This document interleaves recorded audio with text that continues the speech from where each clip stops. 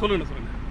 தர்மத்தின் வாழ்வுதனை சூதுகவும் தர்மமே மீண்டும் வெல்லும் என்கிற வாய்மை மொழிக்கு ஏற்ப அனைத்து இந்திய அண்ணா திராவிட முன்னேற்ற கழக புரட்சித் தலைவி அம்மா அவர்களின் அரசு, எங்களுடைய தியாக தலைவி சின்னம்மா அவர்களுடைய வழிகாட்டுதலோடு சில மணி நேரங்களில் பதவியேற்க இருக்கிறது என்பது அனைத்து இந்திய அண்ணா திராவிட முன்னேற்ற கழக தொண்டர்களுக்கு மகிழ்ச்சி அளிக்கிற ஒரு செய்தியாகும்.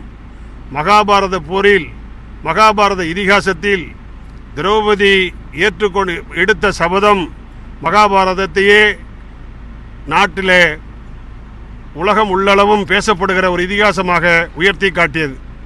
அந்த மகாபாரதத்தில் திரௌபதியினுடைய சபதம் நிறைவேற்றப்பட்டது.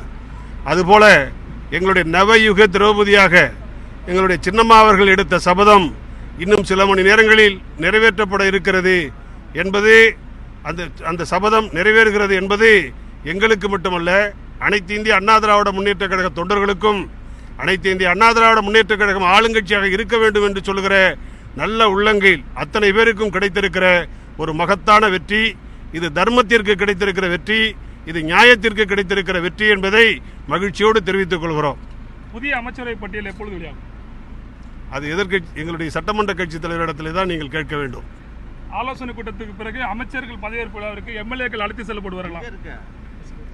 கண்டிப்பாக சட்டமன்ற உறுப்பினர்கள் இல்லாமலா நடைபெறும்?